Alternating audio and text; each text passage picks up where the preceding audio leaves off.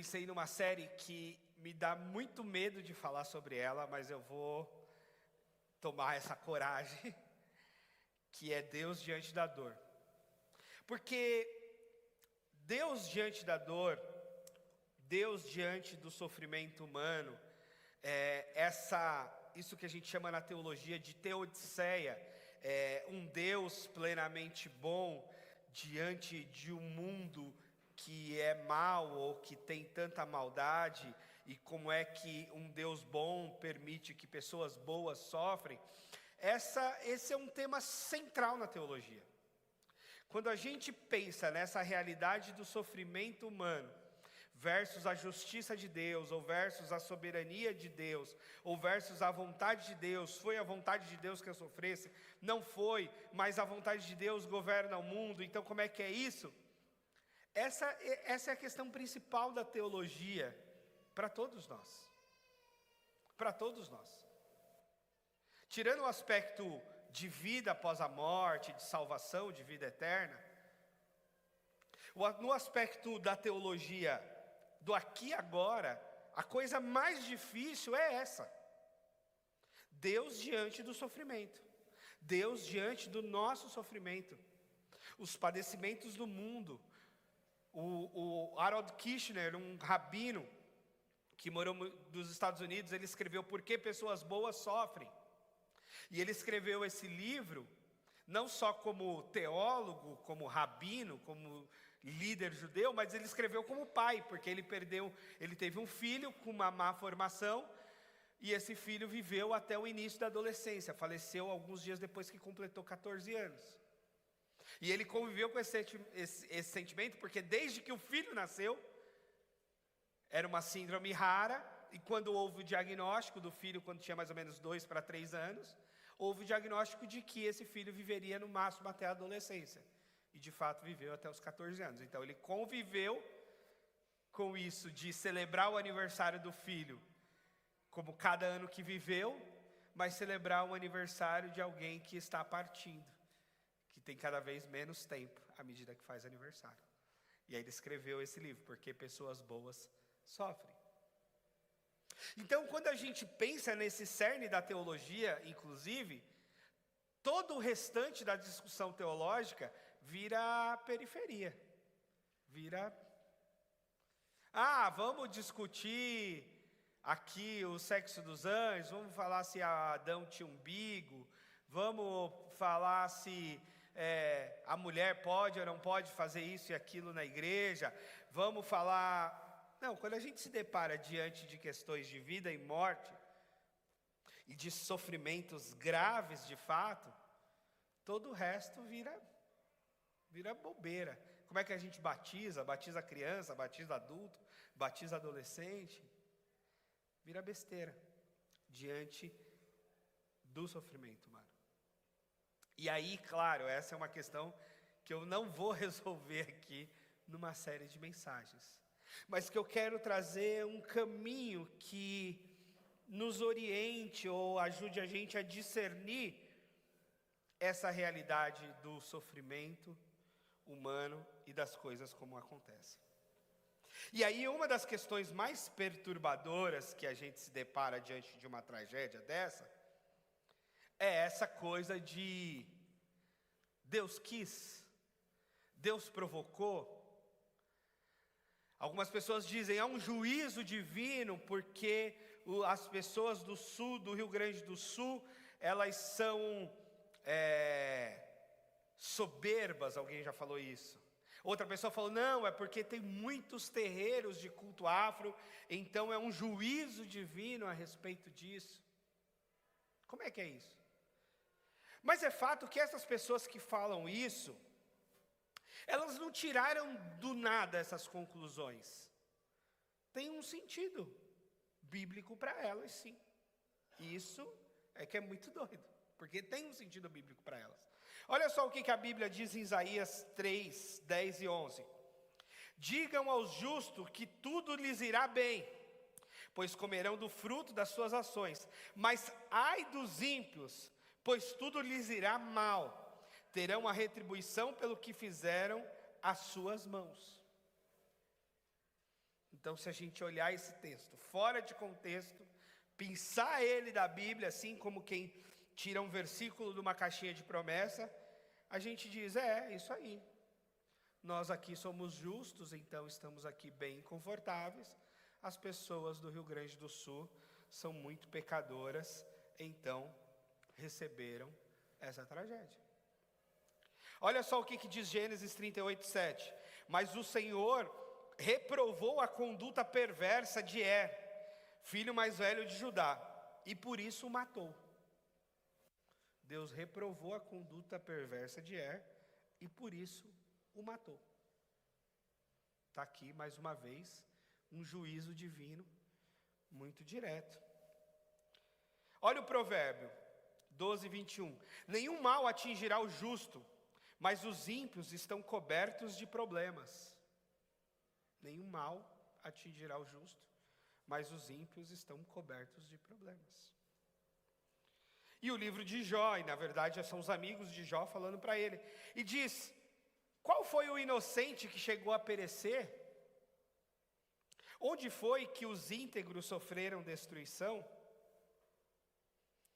Tem que avisar o Jó que os íntegros também sofrem destruição.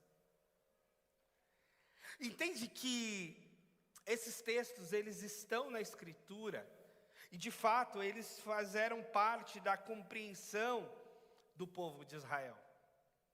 Eles fizeram parte da compreensão e da manifestação divina na história. Mas a gente não pode perder de vista, em primeiro lugar, que a revelação de Deus, ela é progressiva na história. Então, a luz de Deus, que os patriarcas tinham, que Abraão, Isaac e Jacó tinham, que o próprio Jó tinha, porque data-se o livro de Jó antes mesmo de Abraão, é muito diferente da luz que nós temos com o passar de todos esses anos, e principalmente com a revelação de Deus em Cristo. E quando a gente não presta atenção nisso, de que Deus é um Deus que está se revelando na história, que a revelação de Deus é progressiva, que a própria Bíblia Sagrada está cheia de observações e impressões humanas, sim, iluminadas por Deus, mas escritas humanas, de pessoas que sentiram, que se relacionaram com Deus, e de alguma forma colocaram essa relação no texto. E como essa relação e essa imaginação vai progredindo na história, e a gente vai entendendo Deus, não só num versículo de Isaías, ou não só num versículo de Gênesis, ou num versículo de Provérbios, mas no todo da Escritura, no todo da revelação divina, e principalmente tendo Cristo como o ápice dessa revelação divina, a gente faz loucura, a gente se atrapalha. E de fato, pensando esses versículos isolados, daria para dizer, foi um juízo divino no sul. É um juízo divino em Gaza. Há um juízo divino na Ucrânia. Há um juízo divino em todos que sofrem, e se sofre, sofre porque Deus está te castigando ou retribuindo o seu mal. Pensando versículos isolados, dá para pensar nisso. E é por isso que o John Stott diz para a gente que uma mente bíblica não é uma mente que cita versículos, é uma mente que compreende o todo da Escritura. Uma mente bíblica não é uma mente que cita versículos, é uma mente que pensa e compreende no todo da Escritura. É por isso que a gente diz que a Escritura contém a história da salvação. E se a gente não compreende toda a Escritura, a gente compreende uma parte da história dessa salvação. E é compreendendo toda a Escritura que a gente entende. Nesse livro do Harold Kirchner, por exemplo, e a gente está falando de um livro de um rabino, portanto, a Escritura para eles é só o Antigo Testamento. É a Bíblia hebraica, é o Antigo Testamento. Ele falou que se deparou com uma família diante do corpo da sua filha de 19 anos, no primeiro ano da universidade, que teve um aneurisma cerebral e morreu no campus da universidade. E esses pais estavam não só de luto quando ele chegou na casa, mas estavam culpados. E eles perguntaram ao rabino: nós sabemos que o Senhor matou a nossa filha porque nós não jejuamos no último Yom Kippur. Yom Kippur é o feriado e a data especial do perdão judaico. E costuma-se jejuar no Yom Kippur. E esse casal disse: o Senhor matou nossa filha porque nós não jejuamos no último Yom Kippur. Então essa pode ser uma compreensão de Deus. Essa pode ser uma ideia de que Deus mata pessoas com aneurisma porque os pais não jejuaram no último feriado de Yom Kippur. Então entende que tem muita coisa doida que dá para ser interpretada e colocada na nossa própria vida. E uma das coisas que eu aprendi, que eu quero ensinar a vocês, é que diante das situações controversas da vida, ou diante de questões pessoais ou sociais, uma coisa fundamental é: Jesus falou alguma coisa sobre isso? O que Jesus cita a respeito disso? O que os evangelhos dizem para nós? Porque Jesus é a revelação máxima de Deus. Jesus é Deus como é e o ser humano como deve ser. Então a primeira coisa é essa: Jesus falou sobre isso. Jesus não falou sobre tudo absolutamente, mas ele falou bastante coisa. E ele agiu também diante de situações que a gente pode interpretar e observar. E aí essa talvez seja uma chave hermenêutica, uma chave de leitura bíblica, um óculos para a gente ler o todo da Escritura, que ajuda muito. Talvez uma ideia interessante para você interpretar Deus, interpretar a Bíblia, interpretar o mundo, é ter Jesus como chave hermenêutica, é ter Jesus como critério interpretativo para todo o resto. Sim, porque nós precisamos de critério, nós precisamos de base, nós precisamos de orientação. E qual o fundamento, a base, a orientação, o critério para nós? É Jesus. E aí a gente vai para Lucas 13, porque Jesus falou algumas coisas sobre sofrimento e tragédia humana. Lucas capítulo 13.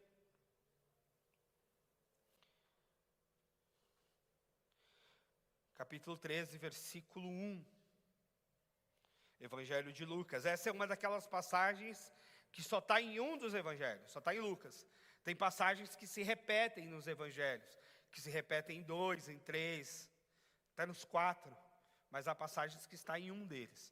E essa passagem está só em Lucas. Lucas 13, 1. O texto de Lucas diz assim: naquela ocasião, alguns dos que estavam presentes contaram a Jesus que Pilatos misturara o sangue de alguns galileus com os sacrifícios que realizavam. Qual é a história aqui?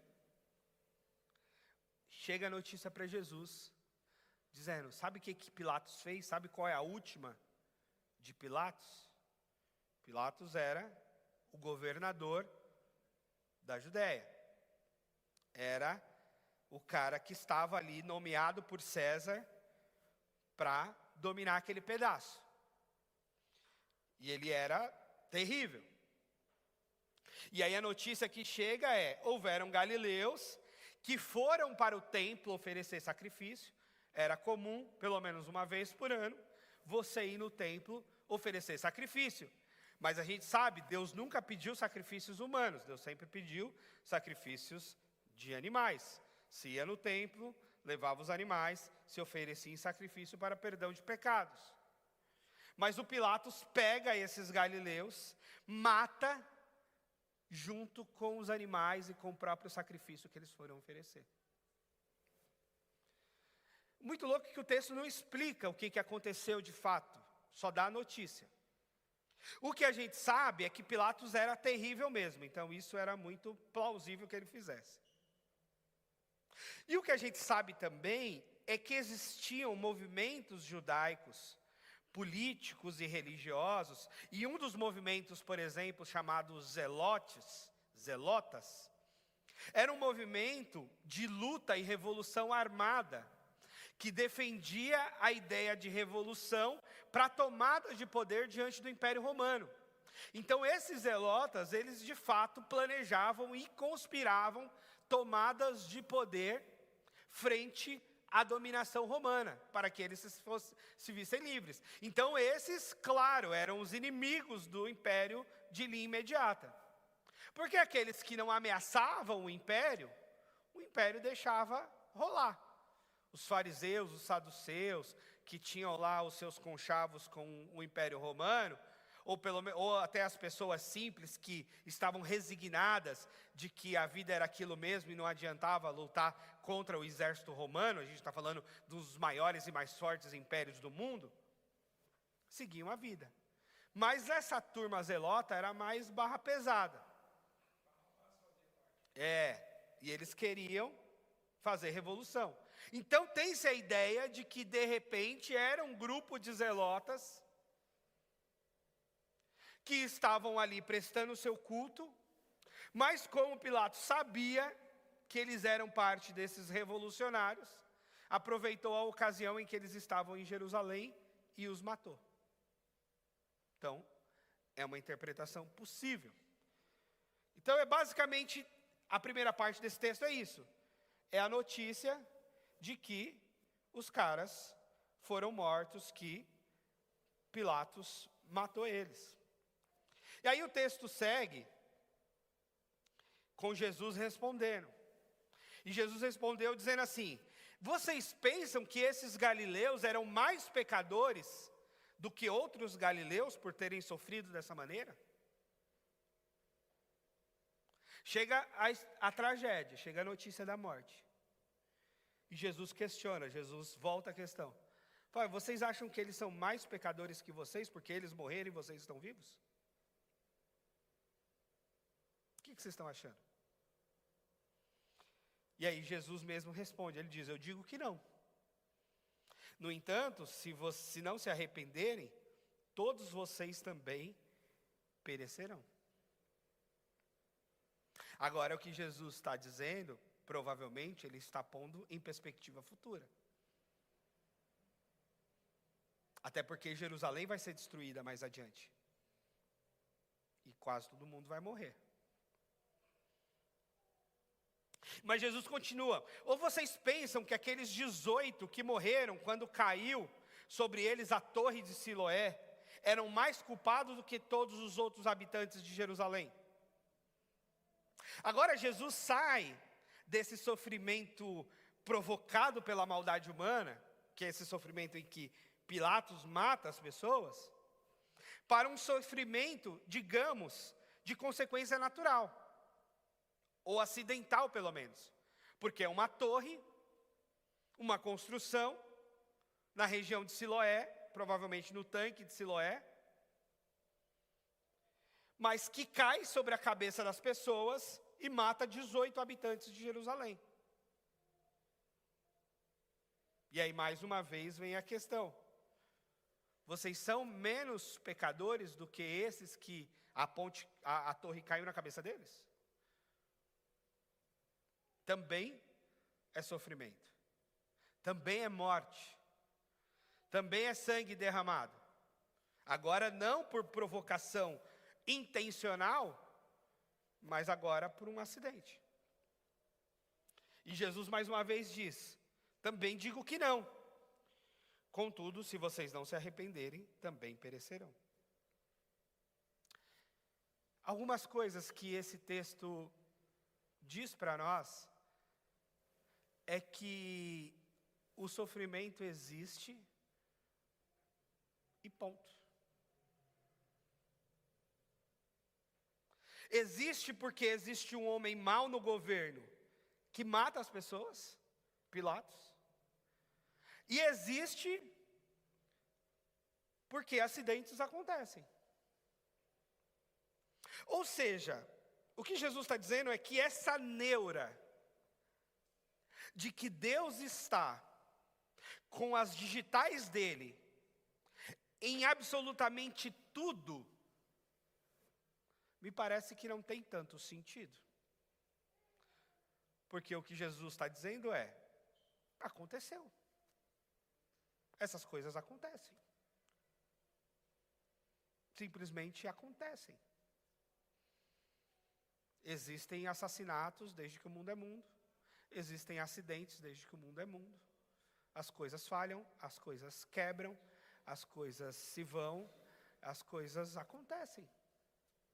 Então é preciso que a gente considere na nossa vida uma porção de aleatoriedade. Aquilo que nós religiosos muitas vezes não queremos considerar, porque a gente quer que Deus esteja intervindo em cada momento da nossa vida e sobre todas as coisas. E eu não estou dizendo que Deus não intervenha, e nem estou dizendo que Deus não é soberano e que não possa intervir, e não tenha poder para. Porque para mim ele continua sendo onipotente, onipresente, onisciente, tudo isso. Mas o que eu estou dizendo também é que existe uma dose de aleatoriedade na vida, aquilo que a gente pode chamar de livre-arbítrio, que é de decisões humanas e de coisas que acontecem a partir dessas decisões humanas. E que não necessariamente Deus está intervindo toda hora. Muito embora você não precisa concordar comigo e você pode entender como você quiser. Tem gente que acha que Deus prepara até vaga no estacionamento do shopping. Deus preparou uma vaga pertinho para mim. Eu cheguei, o shopping estava lotado e Deus preparou aquela vaga para eu estacionar. Eu acho que Deus tem mais o que fazer do que te preparar uma vaga no estacionamento do shopping. Mas se você acha que Deus está te preparando vaga no estacionamento do shopping, tudo bem também, vai lá. Seja feliz. Exato. Então assim, é compreensão de que as digitais divinas estão em absolutamente tudo, ou a compreensão de que, tem coisa que é com a gente mesmo. Pastor, por que meu marido foi embora, pastor? Porque ele quis ir. É só isso. Ah, mas é horrível, mas eu orei, mas ele quis ir embora. Ele foi. Foi comprar cigarro e não voltou mais. Ele quis ir. Ah, Deus pode trazer ele de volta? Pode, Deus pode tudo. Deus pode fazer mortos ressuscitarem. Mas pode dizer que Deus não queira, ou que Deus não vá, ou que Deus deu a liberdade, e ele foi embora. E foi, acabou, ele quis ir. Simples assim. Então essa coisa de ter a digital divina em tudo, pode nos fazer cair em certas loucuras. De que Deus matou meu filho porque eu não jejuei. De que Deus está matando as pessoas no sul por conta de terreiros. De que Deus está matando as pessoas em Gaza porque elas são de maioria muçulmana. E esse argumento não se sustenta. Porque você tem mais cristão entre palestinos do que entre judeus, por exemplo. E aí como é que fica? Há um número ínfimo de cristãos no mundo judaico ou em Israel. E há um número maior de cristãos palestinos. Embora a maioria seja muçulmana, mas tem cristãos palestinos. E tem israelense muçulmano, árabe. É uma coisa doida. No exército, inclusive. Então, não é simples assim. E esses argumentos, eles se desfazem. Então, Deus me colocou uma doença ruim? Deus me colocou um câncer? Deus matou meu pai? Deus matou meu irmão? Que Deus é esse? Então, o que Jesus, de alguma forma, está mostrando existe aleatoriedades e existe decisões humanas que levam ao sofrimento de outras pessoas, e isso acontece. Inclusive a Bíblia diz para a gente orar para que isso não aconteça. O salmista diz: Senhor, me livra do homem violento. Então não é errado a gente orar para que Deus nos livre da violência. Não é errado a gente orar para que Deus nos guarde na estrada, porque um acidente pode acontecer. Não é errado a gente orar para que Deus cuide e preserve a nossa saúde, porque podemos desenvolver uma doença grave. Então não é errado. Mas isso não quer dizer que as digitais de Deus estão conosco o tempo todo em todas essas situações. Porque existe uma dose de liberdade e de aleatoriedade no mundo. E que simplesmente as coisas acontecem. E Jesus diz: os caras que morreram sob Pôncio Pilatos e os caras que morreram na queda da torre não eram mais nem menos pecadores que vocês que estão aqui vivos. Traduzindo, os brasileiros do Rio Grande do Sul não são mais pecadores do que os brasileiros de São Paulo, que não são menos pecadores que os brasileiros do Rio, que não são mais pecadores do que os brasileiros do Nordeste, e que não são... Simplesmente acontece algumas coisas. E, inclusive, nós temos de reconhecer que tem muitas coisas que acontecem por decisões humanas.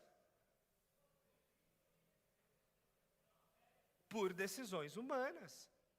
A gente fala para o nosso filho: não põe o dedo na tomada que você vai tomar um choque. Não pula daqui que você vai cair. Aí o que ele faz? Pula e cai.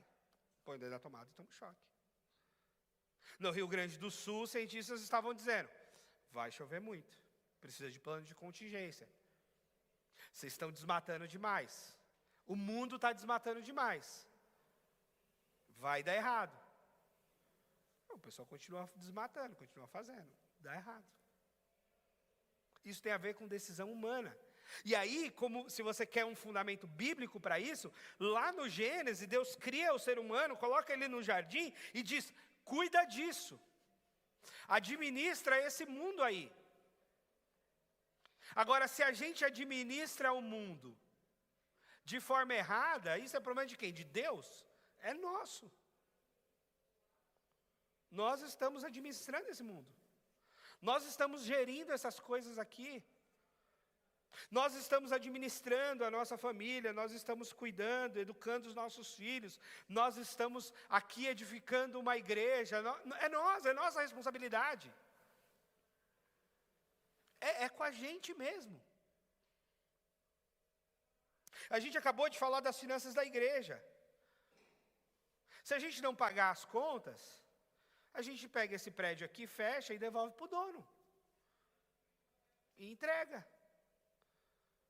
E a gente vai se reunir em outro lugar mais barato, de outro jeito, nas casas dos irmãos, enfim. Porque isso é responsabilidade nossa. Isso diz respeito a nós, a nossa decisão de fazer ou não fazer. Isso é nossa responsabilidade. Então é importante que a gente assuma a nossa responsabilidade. Porque se a gente deixar a coisa solta, normalmente dá errado. Pega o seu filho, bebezinho, e fala assim: eu vou deixar solto. Deus cria. Deus cuida. Deixa ele aí que Deus vai cuidar, porque Deus cuida da vida, Deus vai cuidar desse bebê aí. Deixa aí. Não, ele morre. Ele vai morrer. Se você deixar ele aí. Ao Deus dará. Como diziam os antigos, ele vai morrer. Porque Deus deu você, que é mãe e que é pai, para cuidar dele. Então é responsabilidade sua, mãe, pai, de cuidar dele. Inclusive de orar para ele não ter uma doença ruim, de orar para não ter um grande acidente, de orar para que nada dê errado. Mas não isenta você de cuidar. De ter relacionamento, de ter uma construção afetiva, de tudo isso. E inclusive não isenta você de não ter.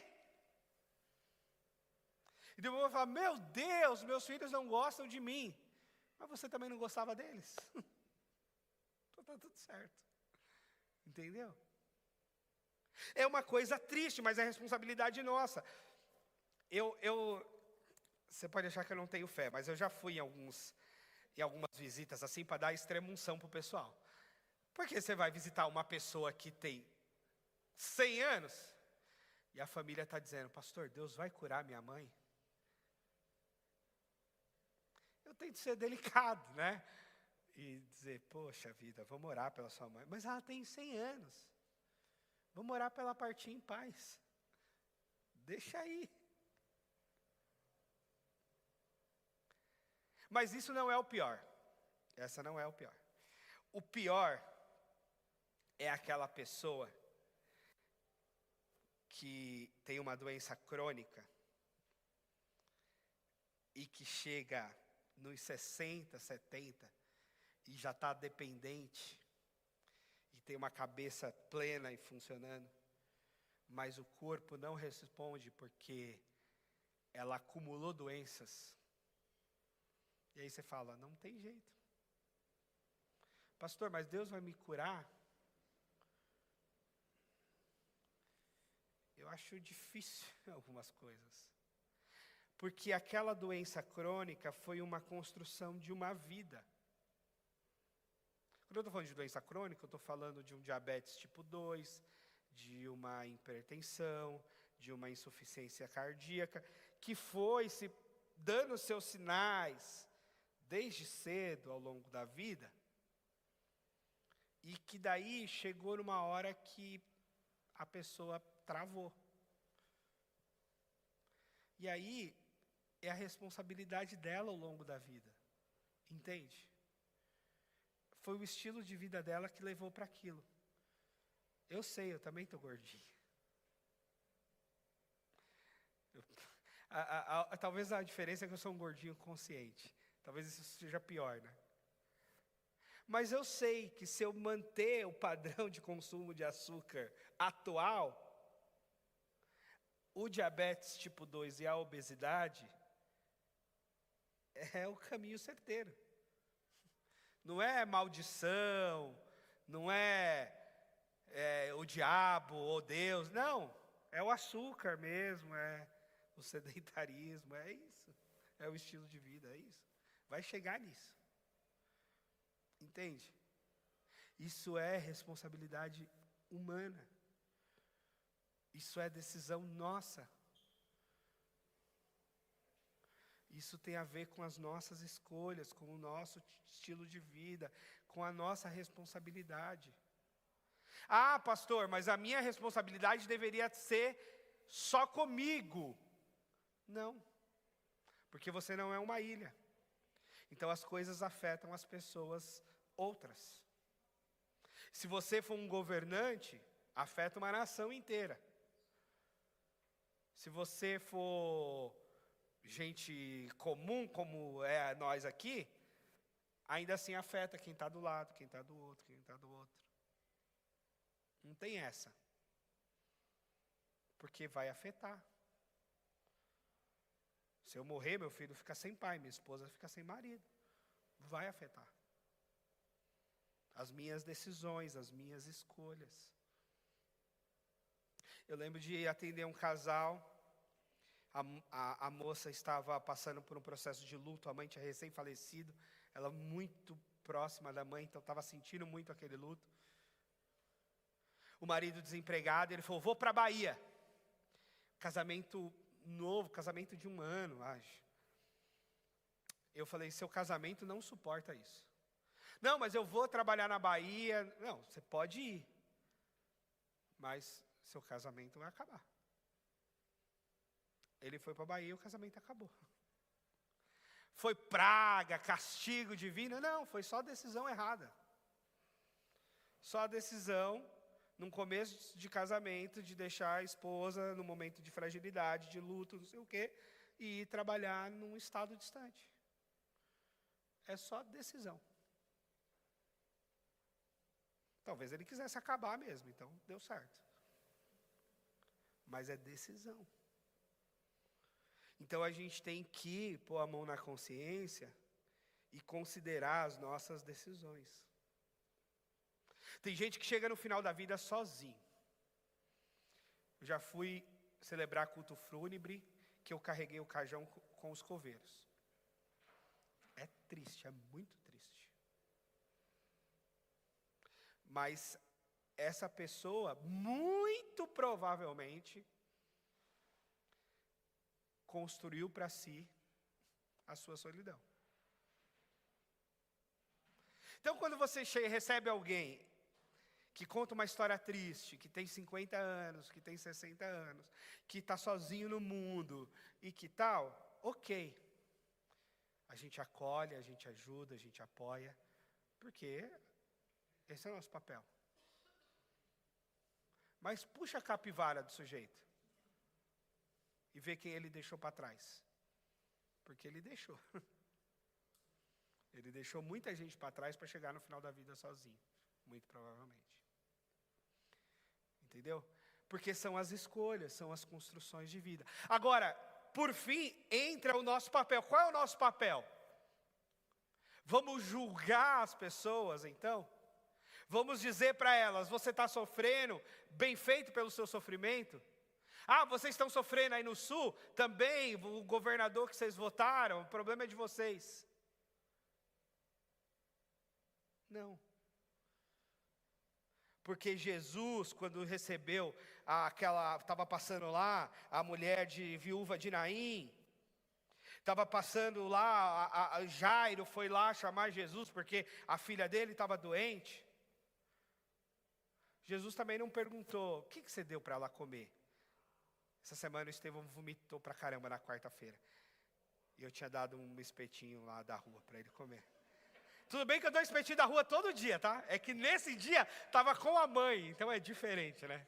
A contaminação quando está com a mãe. Espeto de linguiça na rua. Só que ele esfregava o espeto assim na mesa. Aí no outro dia ficou vomitando. Vamos para o hospital. Lógico que nesse caso, a culpa não era nem de Deus, nem do diabo, era do pai mesmo. Mas eu falei que era da mesa. Porque eu também comi espeto e estava bem. Mas aí... O que eu falei isso? Vocês me fizeram eu me perder. Mas eu estou dizendo que Jesus não perguntou assim... Tá vendo? Você deu o espeto da rua para o seu filho, agora fica aí no hospital. Não.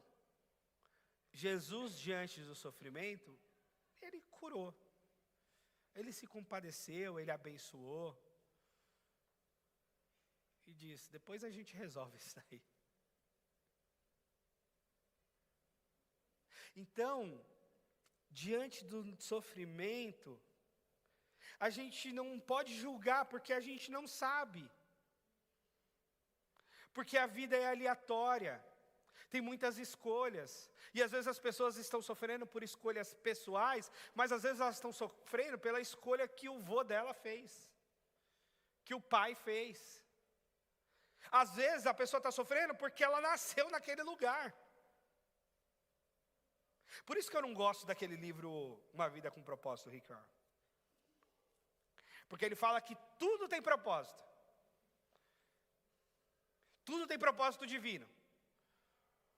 Só que uma criança nasce na beira do rio Ganges e a outra criança nasce na beira do parque da Disney em Orlando.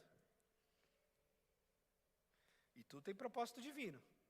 Aquela vai morrer de disenteria e essa daqui vai morrer de obesidade comendo lanche e sorvete. Não, existe uma dose de aleatoriedade e de condição sócio que da onde a gente nasceu. Que culpa tem as pessoas que estão nascendo hoje em Gaza? Você tem bebê nascendo hoje em Gaza.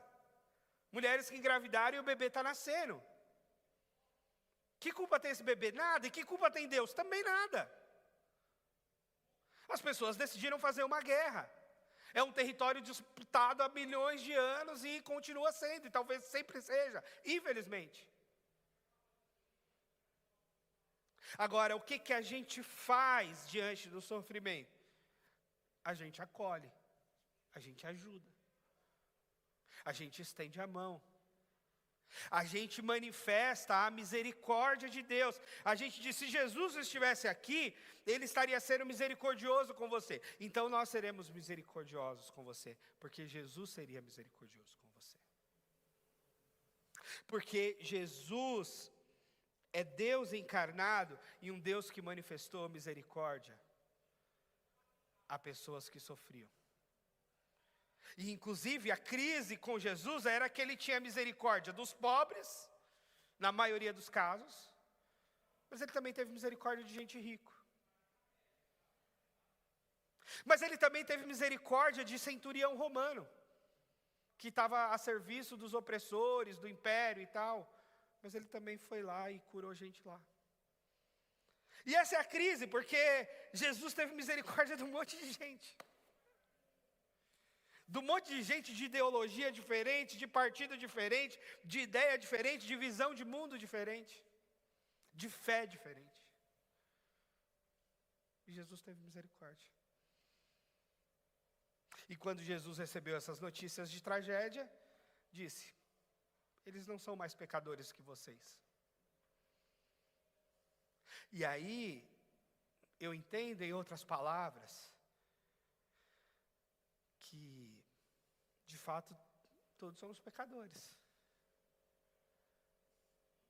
E se as tragédias e a morte é um juízo divino em função do pecado, e isso realmente se mostrou ao longo da história em vários momentos, bom, nós somos merecedores também do juízo divino em função dos nossos pecados. Mas o que a gente faz? A gente pede misericórdia. A gente pede perdão. A gente diz: Deus, não me trata como eu mereço. Me trata com misericórdia.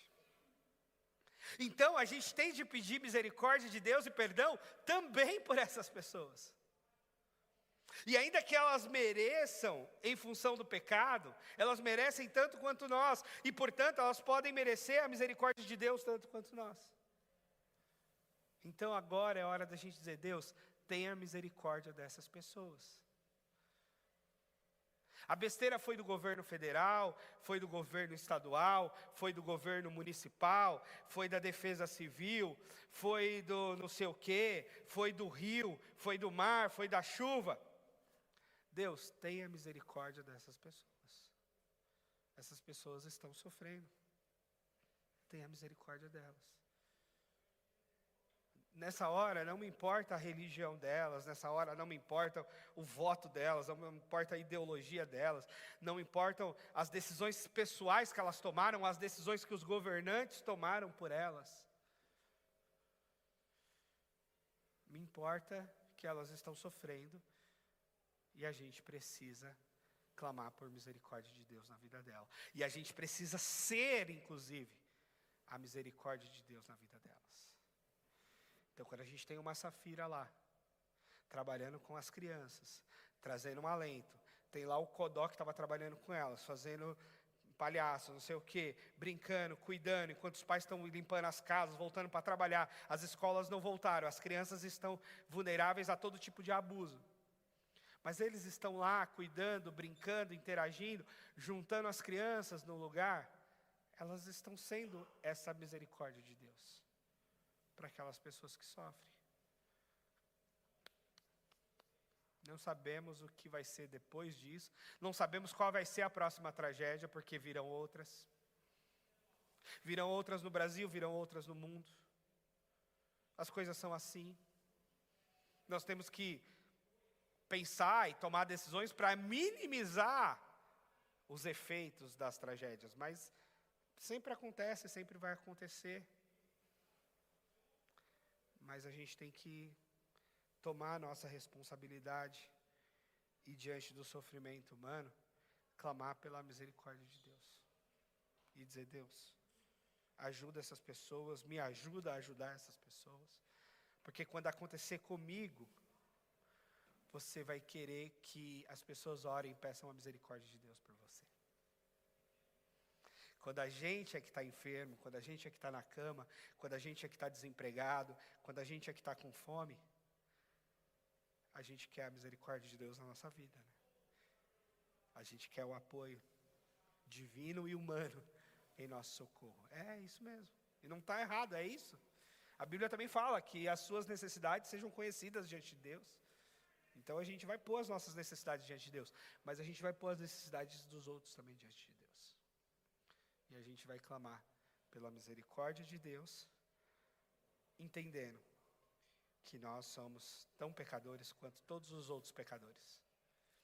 Que as coisas aleatórias acontecem, que a digital divina não está em todo lugar. E isso não tem a ver com a soberania de Deus, porque os propósitos divinos na história, eu acredito que seguem, porque Deus é o Senhor da história. Mas diante dos propósitos divinos, existe uma realidade humana aqui, e muita coisa que está sob nossa responsabilidade. Que inclusive nós teremos de prestar conta a Deus, mas está sob nossa responsabilidade. E aí tem a ver com o que a gente faz, com o que a gente pode fazer, com aquilo que a gente deve fazer. E em tudo, no final de tudo, a gente precisa contar com a misericórdia de Deus. Porque no final de tudo a gente se dá conta de que a gente não dá conta. No final de tudo, a gente se dá conta de que nós somos limitados na nossa capacidade intelectual, nós somos limitadíssimos nas nossas capacidades morais, nós somos limitadíssimos nas nossas questões de crença, ou de fé, ou de religião, ou de espiritualidade. Nós somos falhos de várias formas e que a gente precisa da misericórdia de Deus.